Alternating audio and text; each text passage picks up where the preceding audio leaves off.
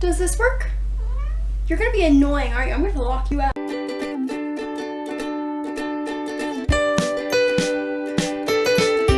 Hello all, and today I'm doing the Taylor Swift book tag. Yay! Oh, mess.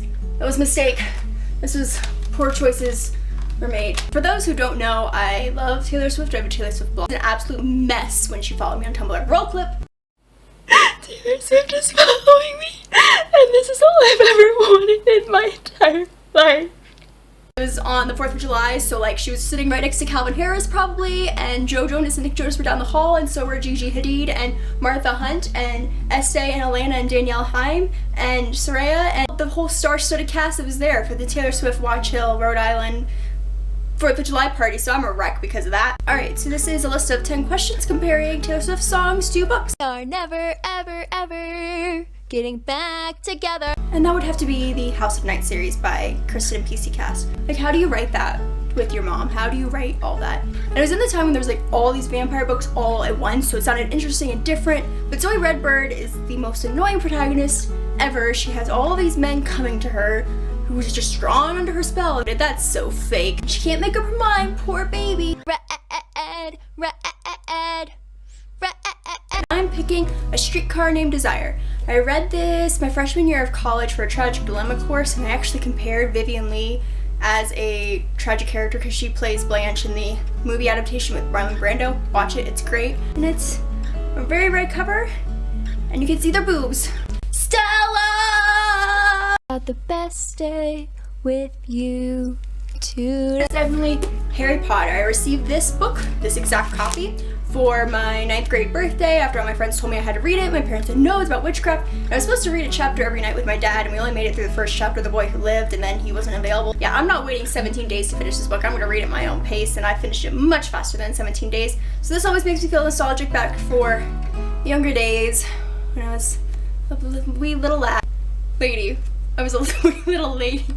My initial spell out lad though, well, that's a fun fact. Love story, baby, just say yeah. And that would be A Great and Terrible Beauty with Gemma and Kardik. And this book definitely changed my point of view on trees. I knew you were trouble when you walked in. And that would be The Cat in the Hat. And I know you're thinking, Cat in a Hat? What? He's not a bad character. He is the epitome of chaotic neutral. He comes in and messes up all their stuff. He breaks all the rules. The mom has to come clean up. He's a bad character. So now when there's like television shows where they have this character teaching you how to be a good kid, like that's not in his character story, okay? But I love him anyways because he's a silly little cat with a hat and a bow tie, so. Not who you've been. You're still an innocent. And that would have to be Allegiant because Tumblr ruined it for me. So spoilers for Allegiant right now. Spoilers. Don't. So it was some post where Hazel's like, I'll look after 4 if you look after Gus. And I'm like, I didn't read Allegiant till September, October time frame this year. So that was spoiled. So I know it was coming. So I like really put off reading that series because of it. Swearing feels forever. That would have to be Aragon from Aragon. And it's kind of hard to think about character development, like if it's character driven or if it's plot driven, like what creates that change. And I feel like it's a bit of both, of like Aragon finding out things about him that he didn't know and then also finding out new things in the world. And it's a hard world in Alagasia, so he learns a lot and he adapts pretty well by the end of the inheritance cycle. You belong with me. The Winds of Winter. George R.R. Martin, write that dang book, stop writing the novellas, stop doing interviews, write the book. I know I'm still on number 4, Feast for Crows, but when I finish A Dance for Dragons, I want the next book already, so give it to me. There when you said forever and always. Definitely Mr. Fitzwilliam Darcy and Elizabeth Bennet. I've watched basically every adaptation I can get my hands on.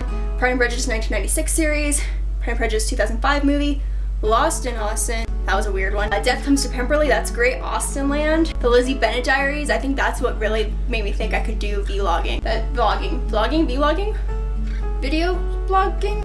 Be here, come back, be here. And that would be the selection. I lent this out to a friend for a summer, and I was in a mess all summer because we were in college and she lived in Chicago, I lived in Colorado. I was like, are you taking care of my book? I was gone for a whole summer. I didn't know if I would ever see it again. And now I have it. It makes me happy. And that, guys, was the Taylor Swift book tag. Hope you enjoyed. Comment me with your favorite Taylor Swift song below and we'll talk about it because she's great.